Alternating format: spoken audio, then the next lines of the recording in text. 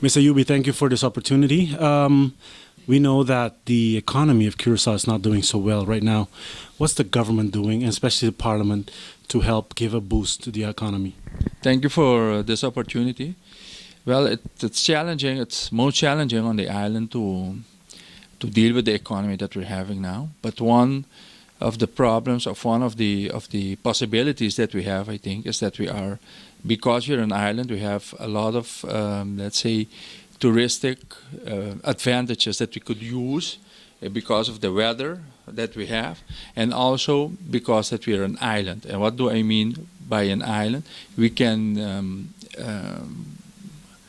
concentrate on other forms of tourism than your conventional airplane tourism, to call it like that. One of the biggest tourist attractions in the world now is what we call the ecotourism. Ecotourism raises about $600 billion revenue per year. They have like 8 billion ecotourists using these forms of tourism. And we on Curacao, we are not using that kind of tourism. So we have to go in that direction, I think, to create new other possibilities. Well, is the government aware of that? I mean, you're a member of parliament, and very important, but is the government aware that we can use that type of tourism to generate income? I have brought it to the attention during different meetings that we had with the government, but it's not exploited, let me put it that way. So I have, one of my tasks is that I have to make it very clear to the government that this is one of the directions that we have to go, because we have all the ingredients as an island to benefit from this $600 billion business, to put it like that. And that's only the financial part of it, but together with that, you have also the job possibilities that this will create for the island. We know that we have on the island a bit of problems with people who need jobs, and this is a good opportunity for us to tackle this problem. Okay. And I know that you, as a member of parliament, you're busy also on the social platform, social sector. What is going on in that aspect, especially these times of hardship? You know, the social aspect that we have is that because we have a small island, we have a lot of single mothers, to put it like that. And the problem with the single mothers, to put it like that, is that you don't have enough jobs to give them. You can reschool them or re-socialize them, but you don't have enough opportunities for them to make a living on the island, because that's one of the biggest groups that we have of disemployed on the island, to put it like that. Another thing that we have is that you have a lot of institutions on the island. When someone who is in need has maybe problems to get some food, or problems to whatever kind of problems that they have socially, for their problems to get the attention necessary and to get the follow-up necessary takes a lot of time. So we have a lot of bureaucracy on the island, and that also brings a cohesion in the social problems that we have. We as Parliament are trying to get new ways of handling with those kinds of problems, but it takes the red tape that we have on the island, it takes a bit of time so that we can deal with all of these problems, but we will not give up. But you as Parliament, can you do something to eliminate that red tape, the bureaucracy? Yes. We can adapt the different kind of laws that we have on the island, and also we can suggest to the government with the other stakeholders, to put it like that, about the management of the different departments of who deal with this kind of issues.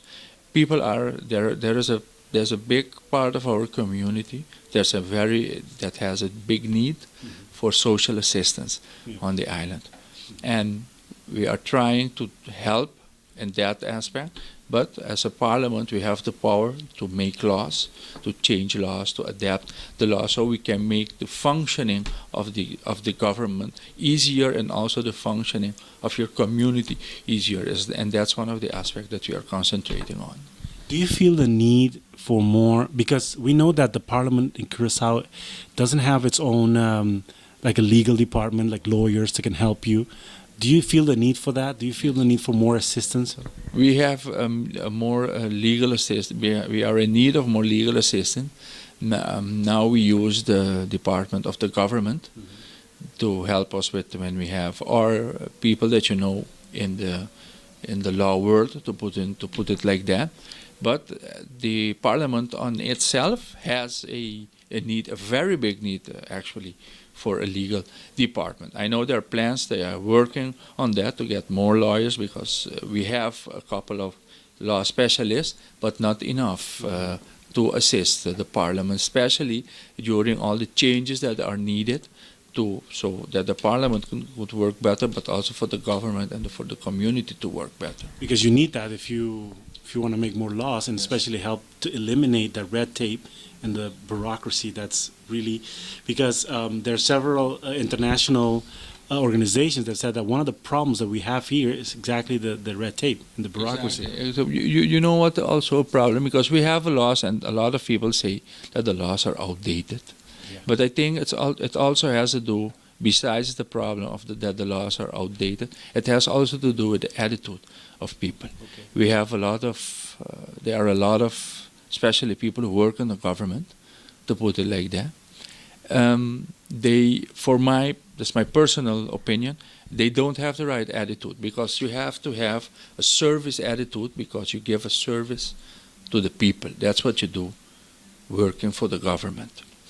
And if you don't have the empathy towards the citizen, towards the one who needs that service, you will not go the extra mile to make it more comfortable or more easier for that person to get his problem, to the attention to his problem, or to get his problem fixed. So besides the law issues that we are having, the attitude is also a very important component to deal with. So you have to have a couple of parallel projects, parallel trajects to handle with this kind of problem. And that's something that we are working on too. So you can have all the laws that you want in the world, but if you have a community who doesn't respect the laws, the written and the not written ones, to put it like that, you will not get very far. That's how I personally think about it.